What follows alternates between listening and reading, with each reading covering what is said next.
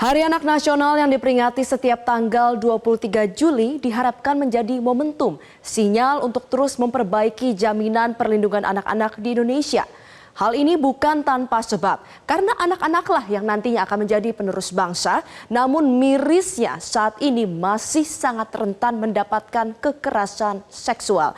Mari kita sama-sama lihat pada slide selanjutnya berapa jumlah kasus kekerasan seksual. Kekerasan maksud kami yang terjadi di Indonesia.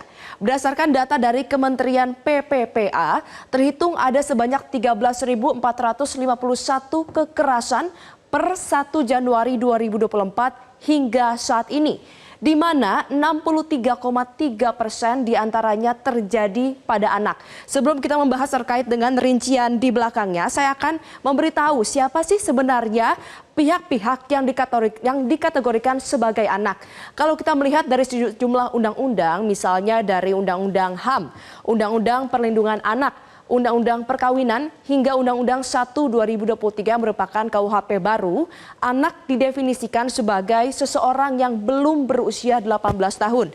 Belum berusia 18 tahun berarti sesuai dengan paparan yang ada di sini, kisaran 0 sampai 17 tahun, 63,3% terjadi kekerasan pada anak. Nah, kita lanjut pada slide selanjutnya. Apa saja jenis kekerasan yang mayoritas dialami oleh anak? Data menunjukkan dari total ada 7 jenis kekerasan seksual, ada kekerasan fisik, psikis, seksual, eksploitasi, trafficking, penelantaran dan juga lainnya. Paling banyak terjadi di Indonesia adalah kekerasan seksual pada anak.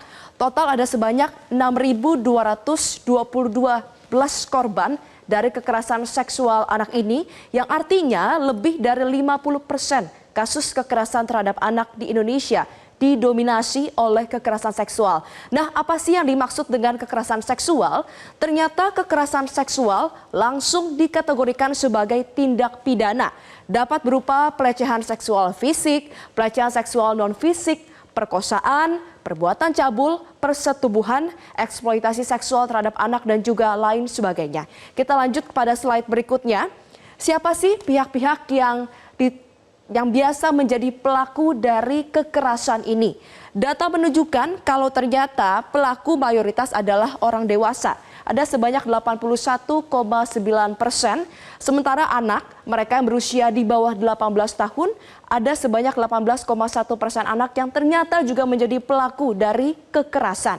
Dan pelaku kekerasan ini berdasarkan hubungannya dengan korban, mayoritas terbanyak adalah mereka yang merupakan pacar maupun teman korban, dan di urutan kedua adalah mereka yang merupakan keluarga dari korban, misalnya orang tua korban dan juga saudara dari korban. Sementara untuk penyebarannya, kekerasan seksual terhadap anak ini paling banyak terjadi di Pulau Jawa. Pulau Jawa ini paling banyak di Jawa Barat dan juga Jawa Timur, kurang lebih ada ribuan korban. Sedangkan di Jawa Tengah ada sebanyak 688 korban yang menjadi korban kekerasan seksual terhadap anak di Indonesia. Kita lanjut ke slide berikutnya. Menjadi pertanyaan, sebenarnya apa sih yang menyebabkan tingginya faktor kekerasan seksual ini di Indonesia? Ada 3 alasan. Yang pertama adalah karena adanya minimnya edukasi. Minim edukasi ini sangat penting dilakukan, namun jarang dilakukan. Mengapa? Karena korban, anak-anak mereka menjadi tidak tahu dan juga tidak diajarkan bagaimana harusnya berperilaku. Kemudian juga ada minimnya sosialisasi, sehingga tidak sedikit korban, terutama anak-anak yang tidak tahu kalau ternyata perilaku yang mereka terima adalah kekerasan seksual. Yang kedua adalah faktor lingkungan.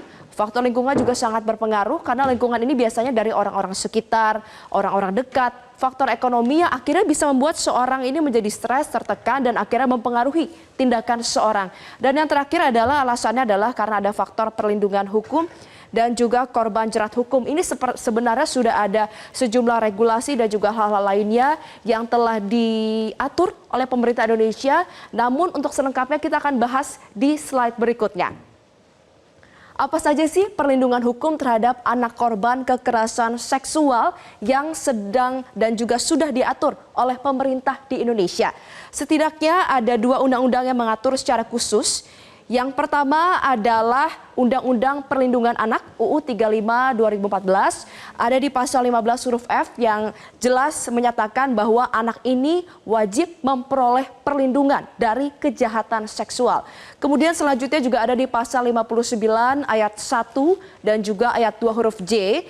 Di sini pemerintah mewajibkan pemerintah dan juga pemerintah daerah serta lembaga negara untuk bertanggung jawab memberikan perlindungan khusus kepada anak, salah satunya bagi anak korban kejahatan seksual. Undang-undang lain yang juga mengakomodir hal ini adalah Undang-Undang TPKS, Undang-Undang Tindak Pidana Kekerasan Seksual yang terbit pada tahun 2022 lalu, yang memang secara khusus ini dibuat untuk mengurangi hingga memberantas laju angka kekerasan seksual. Kita lanjut ke slide berikutnya. Bagaimana dengan jerat hukum bagi pelaku kekerasan seksual? Karena kalau dari bentuk perlindungannya kita ketahui bersama sudah ada undang-undang dan juga sejumlah upaya, misalnya ada perlindungan, pendampingan dan lain sebagainya. Untuk jerat hukum ini juga harus diberikan yang sepadan bagi pelaku. Ada sejumlah UU yang memaparkan jerat hukum bagi pelaku kekerasan seksual terhadap anak. Ada di KUHP, ada juga di KUHP baru, Undang-Undang Nomor 1 Tahun 2023. Kemudian juga ada di Undang-Undang Perlindungan Anak dan Perubahannya, serta Undang-Undang TPKS. Jerat hukumnya bervariasi, namun kalau misalnya bisa saya simpulkan untuk jerat hukum terbanyak, untuk hukuman penjara ini adalah maksimal 15 tahun penjara untuk pelaku kekerasan seksual terhadap anak dan juga denda hingga maksimal 300 juta rupiah. Nah, pemirsa, pada intinya kekerasan seksual pada anak tidak bisa diberantas seorang diri. Perlu ada kerjasama dari semua pihak, diri sendiri, keluarga, teman dekat, instansi, pemerintah, dan bahkan negara. Semuanya harus sadar, harus melakukan sosialisasi dan juga edukasi secara masif agar anak-anak masa depan penerus bangsa kita dapat bertumbuh kembang secara maksimal dan pastinya aman serta jauh dari kekerasan seksual. Sementara demikian, saya akan kembalikan pada rekan Iqbal Himawan di studio. Baik, terima kasih atas pemaparannya Valeri yang komprehensif. Nanti kita akan bahas lebih lanjut pemirsa. Jelajahi cara baru mendapatkan informasi. Download Metro TV Extend sekarang.